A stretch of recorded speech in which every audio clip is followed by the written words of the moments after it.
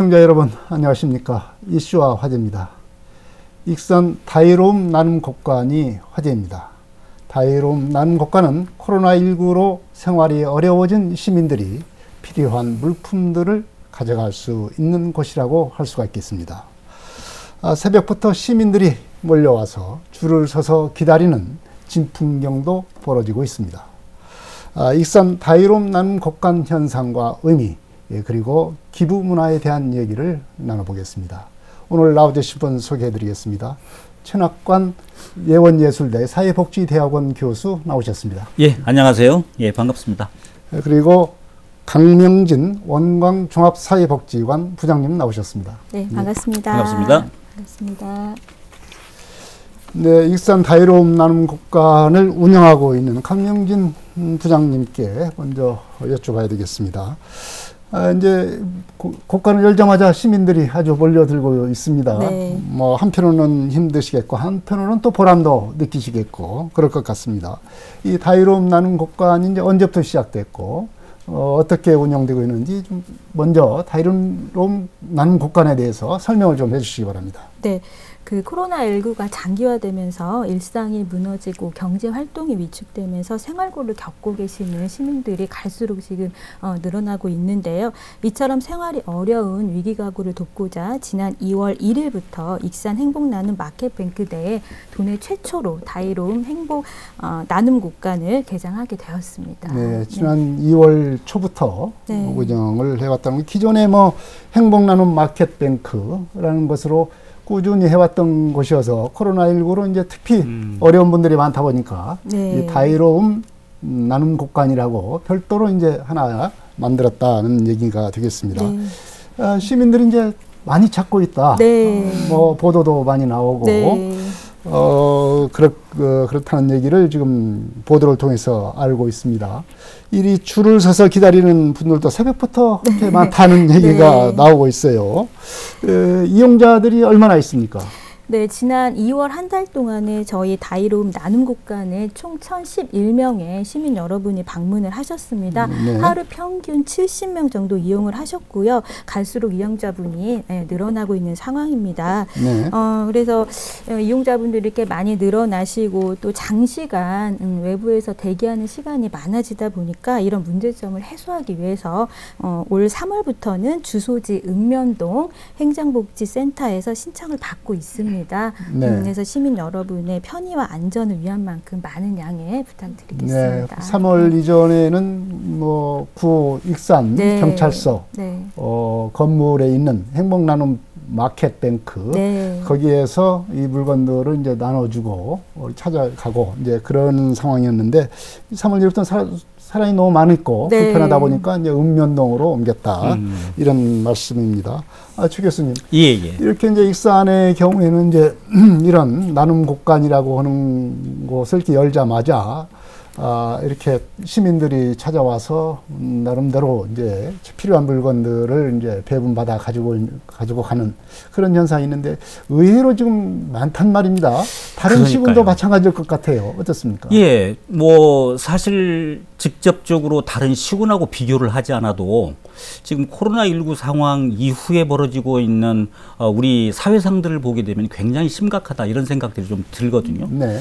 뭐 직접적으로는 사실 뭐 소상공인들에 관한 내용들이 뭐 1차 또 이해가 되기는 할 것 같아요. 뭐 예를 들자면 뭐 임대를 했는데 사실 뭐 공실률이 많아진다거나 네. 실질적으로 또 스스로 또 일자리를 놓을 수밖에 없는 뭐 사실은 나의 의사와 상관없이 그런 그 구조적인 문제 때문에 벌어지는 바로 이제 그런 문제가 좀 심각하잖아요. 네.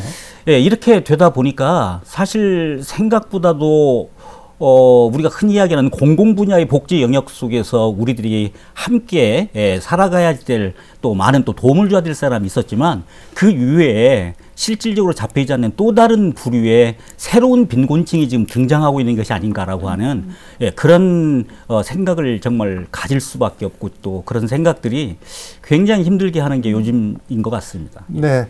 그래서 하루하루를 생활하기 위해서는 어쩔 수 없이 이런 그렇습니다. 생활 필수품들이 이제 필요하고 이런 것들은 이제 나눠주는 곳이 생기니까 그렇죠. 이렇게 몰려든다 이렇게 볼 수가 있겠습니다. 맞습니다. 예. 이제 시민들이 이제 주로 찾고 있는 물건, 네. 뭐 이른바 생필품이 되겠는데 주로 어떤 품목들이 준비가 돼 있고 어떤 품목들을 주로 가져가고 네. 있습니까? 이용자분들이 오셔서 가장 많이 찾으시는 물품은 주로 쌀, 라면, 또 네. 화장지, 잡곡 같은 식품류가 주류를 이루고 있습니다. 아무래도 이제 경제적으로 어려워지시다 보니까 식품의 선호도가 높게 네. 나타나고 있고요. 다이로움 나눔 곳간 매장에는 우리 기부자분들이 기부해 주신 총 170개 품목의 물품들이 네. 진열이 되어 있는데요. 마찬가지로 주로 쌀, 라면, 식용유 등의 이런 식품류, 또 화장지, 치약, 샴푸 같은 그 생활용품, 생활 필수품들이 진열이 되어 있습니다. 그야말로 생활을 하면서 없어서는 안 되는 네, 그런 그렇습니다. 물건들을 비치해 놓고 그 물건들을 이제 필요한 분들에게 나눠주고 있는 어찌 보면 참 옛날에 어려웠을 시절에 뭐 조선시대 때 생각하면 구빈청 같은 그런 역할을 갖다가 하고 있는 것 아닌가. 맞습니다. 이런 지금 상황을 우리가 지금 보고 있습니다. 그러면 네. 이 다이로움 나눔 곳간을 이용하려면 네. 어떻게 해야 됩니까? 아직도 모르는 분들이 있을 것 같아요. 네네. 이용 대상자분은 이 코로나 장기화로 인해서 갑자기 일자리를 잃으셨거나 또 휴업이나 폐업, 또 중한 질병, 화재 등 긴급 위기 상황에 처해서 경제적으로 어려운 익산 시민이시면 누구라도 이용 가능하십니다. 이용 신청은 주소지 읍면동 행정복지센터에서 현재 신청을 받고 있고요. 네. 신청 시간은 평일 오전 9시부터 오후 6시까지 연중 언제나 신청 가능하십니다. 다만 토요일과 일요일 또 법정 공휴일은 휴무이기 때문에 제외가 됩니다.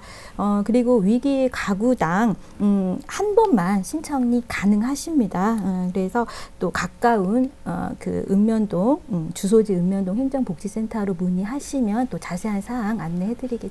네, 이게 읍면동 행정복지센터 일로 가면 접수도 하고 네. 이제 물건을 받을 수가 있다고 그러는데 그러면은 당일날 접수를 하게 되면 네. 물건을 그럼 당일날 받을 수가 있습니까? 그거는 조금 어려우실 것 같습니다. 네. 읍면동에 이제 접수를 하시면 이제 접수 명단을 저희가 취합을 해서 또 저희 그 나눔 곳간에서 연락을 드립니다. 네. 그러면 그 해당 일자에 방문해 주시면 감사하겠습니다. 네, 말하자면 은행에 가면 접수표 네.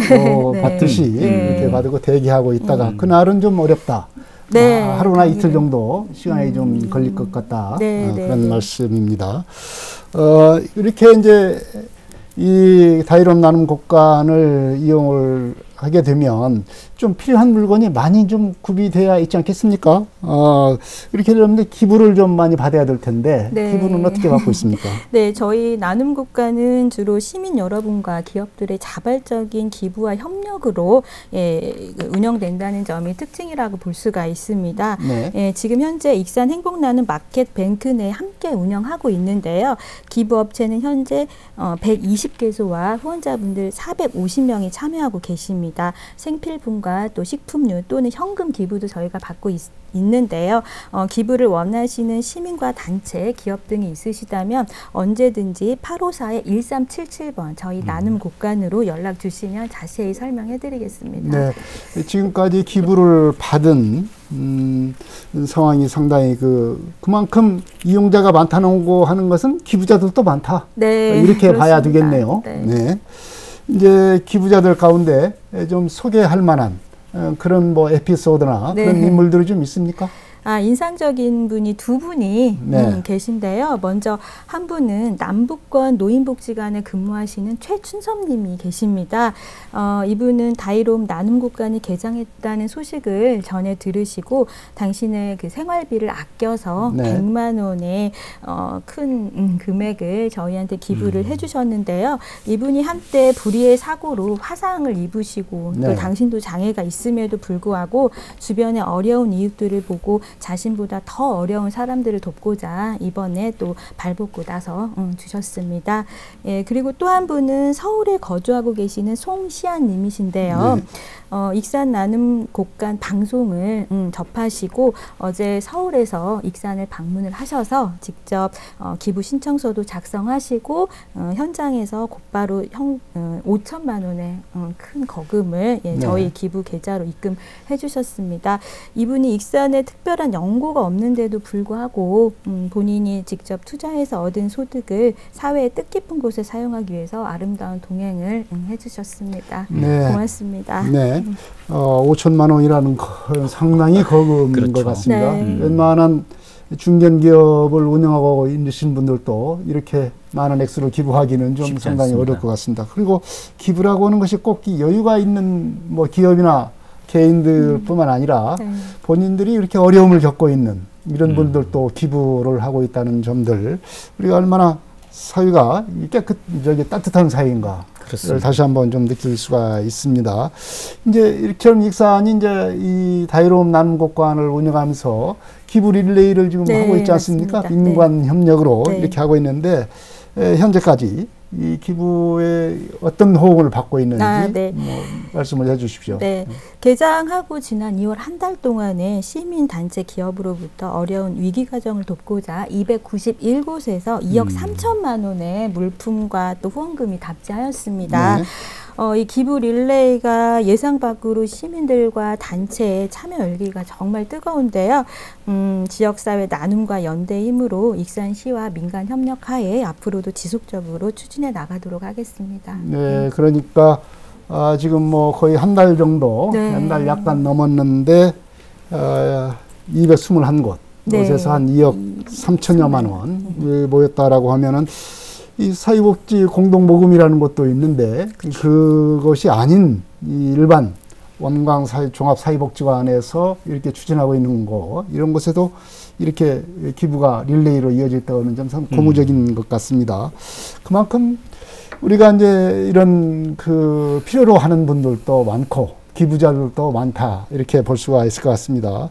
이 다이로움 나눔 곡간 같은 이렇게 그 활발한 기부가 이루어지고 있는 거, 교수님 어떻게 봐야 될까요?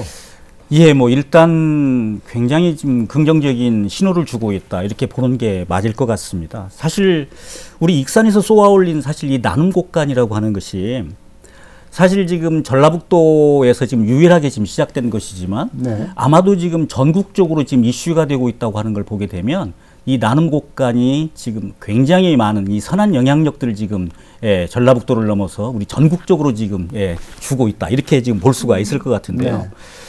사실 이 기부와 나눔이라고 하는 것은 뭐 좀 다른 식으로 표현하면 만인을 위한 만인의 사랑으로 이렇게 표현을 할 수가 있을 텐데요. 또 많은 사람들의 또 힘이 필요한 것이고요. 더 중요한 것은 그동안의 기부와 나눔이라고 하는 것을 특정 계층들이 소유하고 혹은 향유했었다라고 하는 그런 굉장히 큰 그런 관점도 사실 있었던 게 사실인데, 네. 지금 그런 특정 계층을 넘어서서 일반의 많은 사람들이 이렇게 호응을 해줬 있다는 그런 이야기를 듣고 보니까요, 굉장히 정말 자부심을 느끼게 되고, 그리고 이 뿌듯한 마음이 좀 있습니다. 그럼에도 불구하고 제가 보기에 조금 아쉬운 대목도 없지 않아 있긴 합니다. 네. 그 아쉬운 대목이라고 하는 것은 우리 이 다이로움 나눔 곡간에 관한 아쉬움이라기보다는요, 실질적으로 이렇게 굉장히 많은 기부자들이 지금 동참해서 민관 협력으로 진행이 되고 있지만, 사실 이런 기부와 나눔의 문화를 이 중앙정부가 사실 굉장히 어쩌면 많이 커버해서 네. 해줘야 될 그런 부분들이 있었음에도 불구하고 시민사회에 조금 어깨에 지금 이 국가가 혹은 정부가 좀 기대고 있지 않나라고 하는 그런 생각도 없지 않아 있습니다. 그럼에도 불구하고 지금 현재 우리가 처해 있는 이런 코로나 상황이나 이런 위기 상황이라고 하는 것을 감안해 볼 때 이 익산에서 벌어지고 있는 이러한 사실 운동 차원의 이 나눔이라고 하는 것은 제가 볼 때 이 나눔 문화를 새롭게 정착시킬 수 있는 굉장히 중요한 지금 하나의 기폭제가 되고 있다, 저는 이렇게 보고 있습니다. 네. 나눔이라고 하는 것이 이제 언제 어디서든 좀 편리하고 그렇습니다. 정말 손쉽게 할 수 있는 접근성도 이제 좋아야 되지 않겠나, 이렇게 생각이 듭니다. 이 다이로움 나눔 곡간을 보면서 사실 그런 점이 좀 와닿는 것 같습니다. 언제든지 스스럼없이 가서 기부할 수 있고 꼭 어떤 절차가 필요한 것도 아니고 그렇습니다. 이렇게 좀 편리하고 쉽게 갈 수 있는 그런 것도 좀 상당히 좋은 것 같다는 생각이 듭니다. 이제 우리가 이 코로나19 상황을 맞이해서 우리가 나눔의 어떤 따뜻함, 나눔을 계속 강조를 하고 있고 또 우리 민족의 어떤 마음 속에는 이 따뜻함이 기본적으로 갖고 있지 않습니까? 그렇죠. 이제 전라북도 이제 사육복지 공동모금회가 사랑의 온도탑 행사를 매년 겨울에 하지 않습니까? 그런데 이제 이 경제가 어렵기 때문에 목표 달성이 참 어려울 것 같다. 사랑의 온도 100도를 넘기기가 참 어려울 것 같다. 그렇게 당초에는 그렇게 예상을 했습니다. 맞습니다. 그런데 결과는 굉장히 정말 온도가 높았습니다. 164도. 맞습니다. 말하자면 목표보다 64%를 더 많이 기부를 받았다라고 하는 건데요. 이렇게 이 성과를 거둔 거, 그 의미가 뭐 크지 않을 수가 없습니다. 그렇죠. 교수님, 어떻게 보십니까? 예, 맞습니다. 지금 뭐 이미 답을 말씀을 해주셨는데요. 100도를 채 넘기기 어렵다고 봤었었는데 163도라고 하는 사상 지금 최대치를 기록했던 거 아니겠습니까? 네. 우리의 사실 이 기부 트렌드를 조금 볼 필요가 있습니다. 사실 대한민국은 2013년도를 정점으로 찍고 지금 사실 이 기부와 모금이 사실 정체기에 지금 들어가 있습니다. 네, 2013년도를 정점으로요. 그러니까 다시 말씀을 드리자면 2013년에 최고를 찍었다가 사실은 지금 내려가고 있는 상황이거든요. 자, 여기에 플러스 하나 더 있잖아요. 지금 코로나 상황 때문에 굉장히 지금 어려운 경제 사정도 어렵고 사실 굉장히 지금 이 어려움을 모두가 직면하고 있는 이런 상황 속이잖아요. 자, 이런 상황 속에서도 이렇게 우리가 예상치 못했던 정말로 놀라운 성과를 거뒀다고 하는 것은 야, 이걸 과연 어떻게 설명을 해야지 되는가라고 하는 스스로 반문을 해볼 수밖에 없습니다. 제가 보기에 사실 글쎄요, 이렇게 말하면 될지 모르겠습니다만 우리 뭐 익산뿐만 아니라 대한민국 국민들이 가지고 있는 우리가 뭐 흔히 시쳇말로 당신의 특기가 뭡니까? 혹은 취미가 뭡니까? 물어보면 위기 극복이 아마 특기인 것 같습니다. 오히려 어려울 때 더 집중하고 그리고 그것을 통해서 성과를 보여주고 하는 이런 성숙한 시민의식이라고 하는 것이 전제되어 있기 때문에 이게 가능했던 것이 아니겠는가. 좀 이런 생각들을 좀 해보고요. 사실 지금 우리 공동모금에서 시작되는 이 희망 나눔 이 캠페인이라고 하는 게 1999년부터 지금 시작을 하거든요.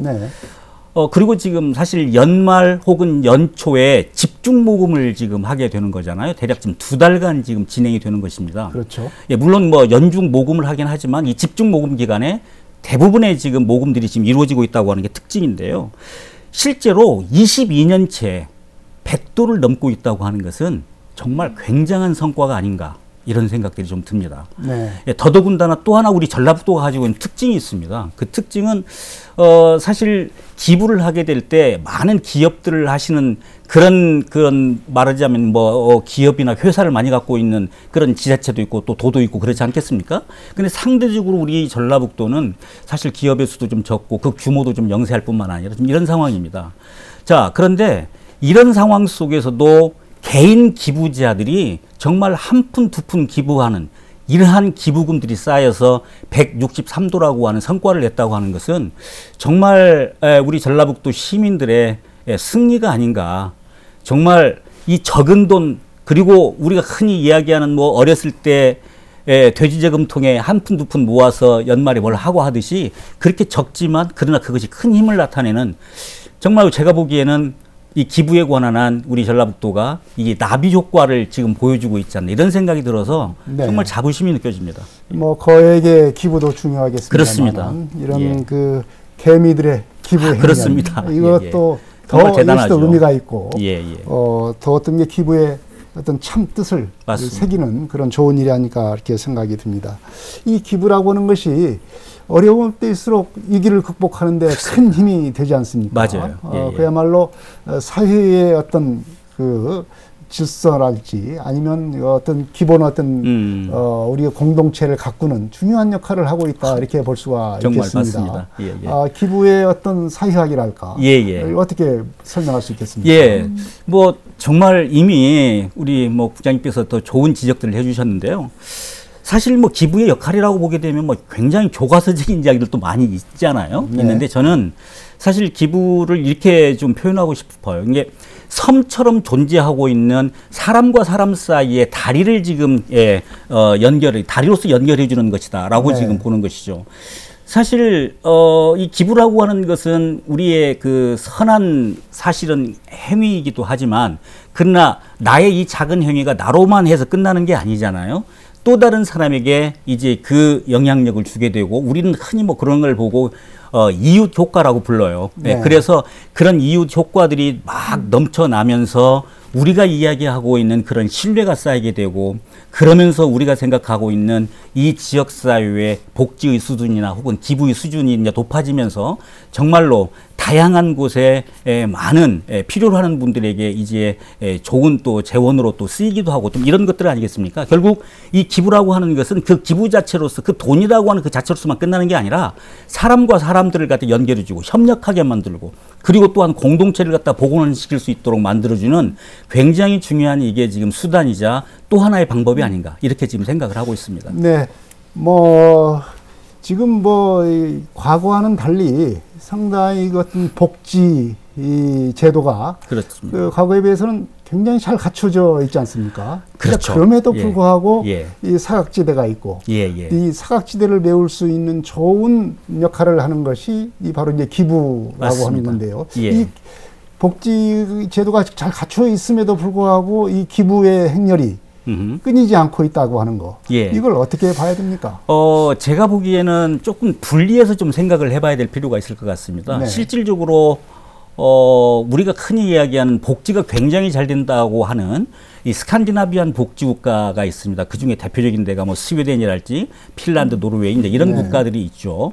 그리고 이제 또 대륙권 국가라고 하는 물론 또 제가 유학을 했었던 독일과 같은 나라들도 굉장히 또 복지가 잘 돼 있는 나라로 되어 있습니다. 그런데 상대적으로 그런 대륙권 복지국가나 복지 선진국이라고 부르는 스칸디나비안 복지국가에서는 이 기부나 봉사에 관한 일종의 사회적 운동이 상대적으로 영미국가에 비해서는 좀 적습니다. 네. 예, 그 이유는 국가가 우리가 민간들이 혹은 이런 시민사회가 해야지 되는 기부의 영역이나 혹은 봉사의 영역들을 국가가 상당 부분 이미 어때요? 예, 커버를 해주고 있기 때문에 그런 일이 벌어지게 되거든요. 네. 자, 물론 이제 뭐 그렇다고 그래가지고 어떤 게 옳다, 그러다 혹은 뭐 좋다 나쁘다를 설명하기보다는 상대적으로 지금 그런 복지가 잘 된 나라 속에서의 기부나 봉사에 관한 영향력 혹은 그렇지 못한 조금 복지가 좀 부족한 나라에서의 오히려 복지나 기부와 또 모금에 관한 이야기를 지금 제가 지금 하고 싶은 건데요. 네. 영미국가라고 한다면 복지가 상대적으로 조금은 그 수준이 좀 낮은 국가들이라고 볼 수가 있는데요. 오히려 그런 국가 속에서는 기부를 굉장히 지금 장려하는 것이죠. 예, 사회적으로 또 마찬가지고요. 자, 그래서 실질적으로 뭐 제가 한 논문을 읽어보니까 그 홉킨스대 그 연구에서는요. 오히려 그런 세금도 많이 걷고 이 복지를 갖다가 굉장히 많이 하고 사회보장이 잘 된 나라 속에서 오히려 박애주의 정신이 부족하다고 꼬집기도 하거든요. 네. 예, 이런 이제 측면이 있긴 합니다. 그럼에도 불구하고 우리 한국 사회를 이제 들여다보면 그렇다면 우리 한국 사회가 그런 그 대륙권 국가나 혹은 스칸디나비안 복지 국가만큼 복지가 잘 되느냐고 물어볼 때 실질적으로 그렇다고 말할 수는 없습니다. 그렇죠. 예. 네. 자, 그렇다고 본다면 우리 사회에 사실 기부나 봉사를 통해서 메꿔야지 될 사실 틈이 더 많다고 보고 이 부분들은 어차피 우리 상황 속에서는 시민사회가 역할을 다해서 그걸 좀 메꿔나가는 일이 필요하지 않겠는가. 뭐 이렇게 볼 수밖에 없죠. 네. 현재 우리들은 그 일을 위해서 사실 국가의 한 역할, 공공복지의 한 역할들을 우리가 맡아서 지금 시민사회가 하고 있긴 하지만 그러나 이것들이 궁극적으로 우리 시민사회를 건강하게 만들고 그리고 또 강력하게 만드는 사실 새로운 또 도전이자 원천, 힘의 원천이 아닌가 이렇게 생각을 해봅니다. 네. 역시 이제 우리 사회복지 제도가 많이 발전하긴 했지만 그렇습니다. 그래도 아직은 틈새가 아직 부족하죠. 많다. 예. 그런 곳을 그 틈새를 그렇습니다. 시민사회가 지금 메꾸고 있는 과정이다. 예. 이렇게 볼 수가 있겠습니다.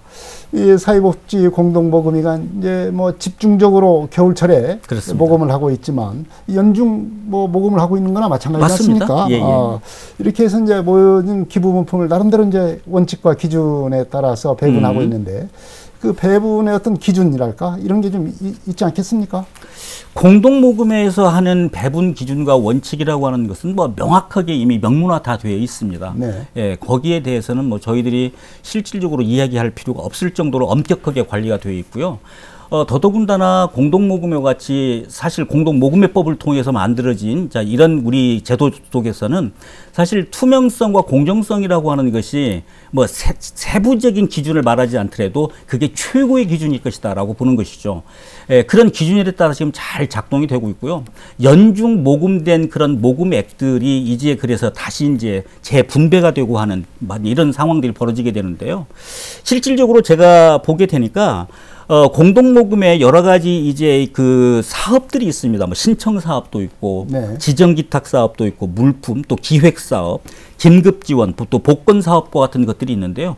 그 중에 대략 70% 정도를 지정기탁과 물품 사업들이 지금 이루어지고 있습니다. 그곳에 네. 이루어지고 있어요. 그러니까 사실 대부분의 것들은 시민들이 연중에 힘을 모아줬었던 그런 모금액들이 이 지정기탁과 물품을 통해서 이제 이루어지고 있고요. 지정기탁 이런 것은 어느 곳에 그렇습니다. 내가 좋겠다. 기부를 할 때 이렇게 네. 이미 지정을 해주는 것이죠. 네. 그래서 이제 그것을 통해서 생계비랄지 의료비랄지 이제 여러 가지 물품들을 저소득층들에게 이제 전달을 하고 또 배분을 해주는 이제 그런 역할들을 하고 있죠. 이 과정 속에서 제가 방금 말씀드렸지만 그 기준으로서 투명성과 공정성이라고 하는 것은 사실 금성문이죠. 가장 네. 중요한 게 아닌가 있나 이런 생각들을 해보게 됩니다. 네. 근데 이제 익산 다이름 나눔 곡간 이것은 이제 그야말로 시민들이 누구든지 네. 와서 필요한 생필품을 좀 받아가십시오. 이제 이렇게 하고 있는 거죠. 맞습니다. 이제 그러다 보니까 좀 혼란스러운 대목도 좀 있는 것 같아요. 말하자면 생활이 어려운 분들만 오는 것이 아니라 네. 상대적으로 좀 괜찮은 분들도 와서 가져가는. 네. 그래서 조금은 뭐라고 보면은 한쪽에서는 좀 불만의 소지가 좀 있지 않겠나 이렇게 생각이 드는데 나름대로 이제 어떤 배분 기준이나 원칙 이런 것들이 좀 있어야 될 필요는 있지 않겠습니까, 강 부장님? 그렇긴 합니다만 저희 다이론 나눔 곡간 자체가 네. 저희 그 보편자 복지의 어떤 개념으로 현재 지금 코로나로 많은 분들이 지금 고통 속에 있기 때문에 어떤 갑자기 실직을 하셨거나 또 생업을 잃으셔서 막막하신 분들 또 질병 등으로 갑자기 위급한 상황에 놓여지신 분이라면 익산 시민 누구라도 이용할 수 있게 저희가 곡간문을 활짝 열어놨습니다. 네. 근데 그래도 좀 더 나보다 더 힘드신 분들이 꼭 필요한 물품을 후원 받으실 수 있도록 좀 우리 익산 시민 여러분의 성숙된 좀 시민 의식을 당부 말씀드리겠습니다. 네. 뭐 사회복지관 측에서나 뭐 같이 하고 있는 익산시 측에서나 이거 배분 기준을 정하기가 굉장히 어려울 것 같아요. 왜냐하면은 뭐 소득 상황을 뭐 조사할 수 네, 있는 그런 네, 권한도 맞습니다. 있는 것도 네. 아니고 자료도 있는 것도 아니고 그래서 어려운 것 같습니다만은 이쪽 교수님도 이런 어떻게 좀 다듬을 필요가 있지는 않겠나 이런 생각이 어떻게 하고 물론 있습니까? 기준이 필요하겠죠. 이제 물론 우리 그 나눔 곡간 같은 것들 뭐 여러 가지 지금 우리들이 이야기를 하고 있는 지금 사실 내용을 좀 살펴보면 우리가 그 이전에 지금 푸드뱅크 사업이라고 하는 것들을 네. 하잖아요. 네. 이제 거기에 지금 이게 얹어져 있는 사업이나 마찬가지거든요. 자, 그렇다고 본다면 이 푸드뱅크 사업에 사실 기준이 있기는 있습니다. 그 기준이라고 하는 것은 세분화된 기준을 말하는 건 아니고요. 첫 번째 대원칙은 무상 제공을 해야 된다고 하는 기준이죠. 그 원칙입니다. 무상 제공이요? 예. 네.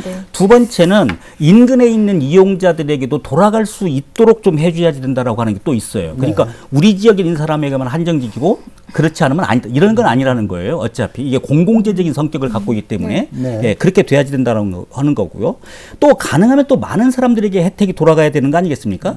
그래서 이 공정성이나 적정성을 갖다 좀 확보를 하자라고 네. 하는 거고요. 마지막으로 아까도 말씀하셨지만 이제 횟수 뭐 이런 양 이런 게 중요할 거 아니에요. 네. 그래서 어쩔 수 없이 만들기는 합니다. 그래서 이건 어쩔 수 없는 뭐 기준인데요. 뭐 예를 좀 들자면 가구당 뭐 주 1회 뭐 네. 5개 품목 이하다. 뭐 이렇게 네. 이제 만들어 볼 수밖에 없는 것이죠. 이제 이런 것들을 우리들이 사실은 큰 틀에서 봤었을 때 사실 뭐라고 그럴까요? 기부식품을 또 제공하는 방식에 있어서 기본 원칙이다. 뭐 기준이다. 이렇게 이야기할 수는 있을 것 같습니다.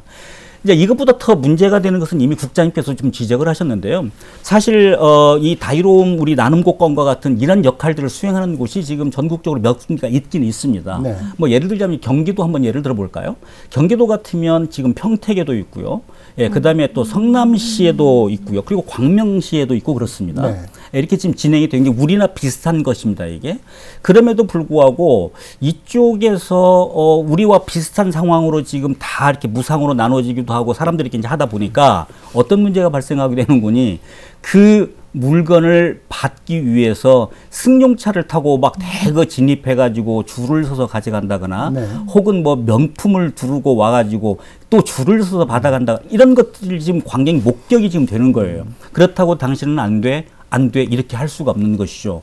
이게 공공재가 갖고 있는 한계라는 것입니다. 이게 그래서 굉장히 우리가 조금 나쁘게 표현하면 무임승차자들에 관한 나는 기여하지 않고 그 혜택만 보려고 하는 사람들의 과연 어떤 방식으로 우리들이 좀 통제하고 제어를 할 수 있는 것인가에 대한 고민들이 좀 남긴 하죠. 그럼에도 불구하고 이것을 시행하는 대원칙 중에 하나는 사실 구더기가 무서워서 장을 못 담그랴라고 하는 것입니다. 네. 그러니까 그러한 정말 불미스러운 일이 좀 있을 것을 예측할 수 있고 또 예상이 되긴 하지만 그럼에도 불구하고 우리가 원하는 대의를 위해서는 그래도 함께 갈 수밖에 없다라고 하는 것들이 큰 틀에서 우리가 이해될 수 있는 고민이자 그리고 지금 진행 상황이라고 볼 수가 있겠습니다. 네.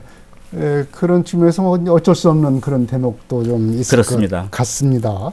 강 부장님, 이런 경우 좀 의문이 나서 네. 좀 한번 여쭤보겠습니다. 형편이 어려워 보니까 자동차가 없어요. 네. 그런데 쌀이 부족합니다. 그래서 쌀을 좀 다이로움 나눔곡관에 가서 네. 쌀을 좀 받을 수 있으면 좋겠다 해서 갔는데 이 쌀이 무겁지 않습니까? 네. 그러면 이걸 갖다가 어떻게 가져갈 수가 없어요. 고령자라서 네. 힘도 없고 네. 자전거나 자동차도 없고 이럴 경우에 혼자 들고 가야 되는데 이 노약자가 네. 가져갈 수 없다는 말입니다. 이런 경우 어떻게 합니까? 그래서 저희가 상당히 고민이 많았습니다. 사실 그 지난 한 달 동안 저희 나눔곡관을 찾아오신 분들 대부분이 어르신들이 많으셨거든요. 네. 그리고 거동이 불편하신 분들이 많으셨는데 마음 같아서는 그분들 다 댁으로 저희가 다 이렇게 모시고 갔으면 하는 마음이 크지만 현실적으로 좀 어려움이 있다는 거를 좀 네. 죄송한 말씀 드리겠습니다. 네. 네. 저희가 네. 더 노력하도록 하겠습니다. 네. 좀 그런 분들은 좀 같이 좀 네. 와주셔서 네. 그렇습니다. 네. 이렇게 좀 같이 공동으로 하면 그런 그리고, 것도 좀 좋을 것 같습니다. 하시고 지금 그 익산시 사회복지협의회 내에 있는 심부름 센터에서 또 많이 도움을 주셨습니다. 네. 그래서 정말 또 도움이 필요하신 분들은 또 저희가 또 그런 자원을 연결해서 네. 찾아뵙도록 하겠습니다. 네. 여러 가지 이제 실제로 다이로움 나눔곡관 이것을 운영하다 보면 뭐 여러 가지 이 문제가 있고 좀 뭐랄까 이런 점들은 좀 고쳤으면 좋겠다. 네. 그런 것들이 좀 있을 것 같아요. 네. 어떤 것이 좀 어렵습니까? 먼저는 아무래도 저희 기존에 해왔던 그 행복나눔 마켓뱅크의 업무에 지금 네. 이 나눔곡관의 업무가 더해지다 보니까 사실 우리 직원들의 업무가 좀 증가했습니다. 네, 과중해지겠죠. 네, 그렇지만 그 익산시에서 발빠르게 또 그 자활 근로자 여러분들의 그 인력 배치를 해주셨고요. 그리고 공무원분들께서 정말 협조를 많이 해주셨습니다. 그래서 힘들지만 지금 잘 운영을 해 나가고 있고요. 네. 또 한 가지는 이용자분들이 또 많이 이용을 하시다 보니까 식품이나 생필품 우리 그 기존에 있었던 물품들이 또 고갈되지 않을까 하는 또 염려가 있습니다. 그래서 위기가구의 지속적인 생계 지원을 위해서는 또 많은 분들이 또 협조해 주시고 기부해 주셔서 또 곳간이 가득 채워졌으면 하는 바람이 있고요. 또 마지막으로는 정말로 경제적으로 어려우신 분들, 힘드신 분들이 꼭 필요한 그 물품을 받으실 수 있도록 우리 시민 여러분이 진심 어린 또 협조와 또 높은 그 수준 높은 시민 의식을 당부 말씀 다시 한번 드리겠습니다. 네, 이 나눔곡관이 이제 계속 운영하기 위해서는 기부자들의 릴레이 기부가 끊이지 않아야 되겠다. 그렇습니다. 이런 생각이 듭니다. 예. 지금은 초창기니까 기부 금품이 몰리고 있다가 시간이 흐르면서 관심이 좀 덜해지게 되고 그러다 보면 기부 물품이 좀 줄어들어서 이용자들이 또 이용을 못하게 되는 그런 상황이 또 될 수도 있지 않겠나. 맞습니다. 그런 우려도 생각이 됩니다.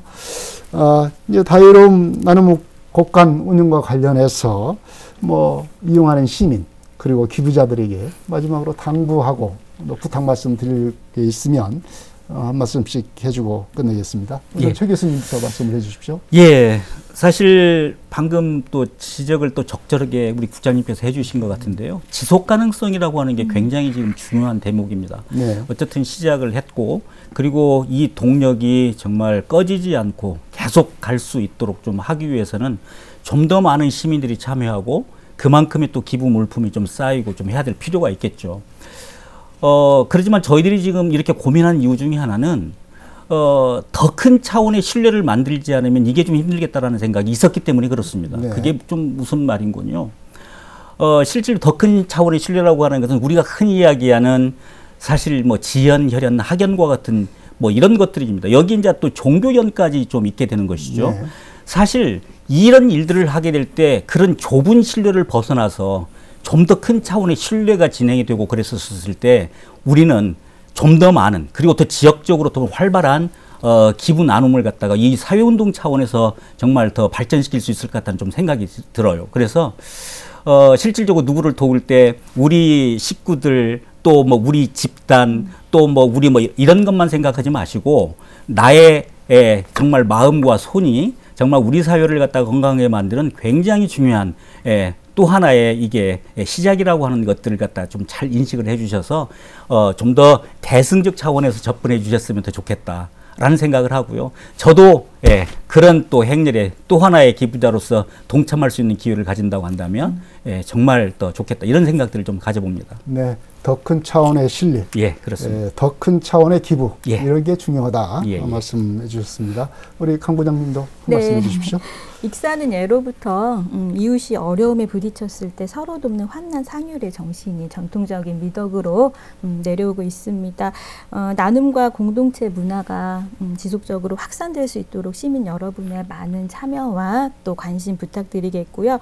지금 현재 코로나가 장기화되면서 정말 많은 분들이 고통 속에 있는데요. 나보다 더 어렵고 또 더 긴급한 위기 가구가 꼭 필요한 물품을 지원 받으실 수 있도록 또 주변에 많이 홍보해 주시면 감사하겠습니다. 네. 익산 다이로움 나눔 곡간이 지역의 행복을 나누는 창고로서 역할을 이제까지는 잘 하고 있는 것 같습니다. 기부 물품들이 모이고 이것을 나누면서 익산이란 공동체를 유지시키고 발전시켜 나가는 큰 원동력이 되지 않나 생각됩니다. 다만 보다 합리적이고 절제에 있는 배분의 어떤 테크닉이 좀 필요한 시기다라고 하는 것도 덧붙여 말씀드리고 싶습니다. 그러면서 또 한 가지 시민들의 어떤 성숙한 나눔과 질서 이런 것도 좀 필요하지 않겠나 생각이 듭니다. 이슈와 화제 여기서 마치겠습니다. 지금까지 예원예술대 천학관 교수님, 강명진 원광사회 종합사회복지관 부장님 여러 가지 말씀 고맙습니다. 예, 감사합니다. 시청자 여러분 안녕히 계십시오. 다음 이 시간에 또 뵙겠습니다.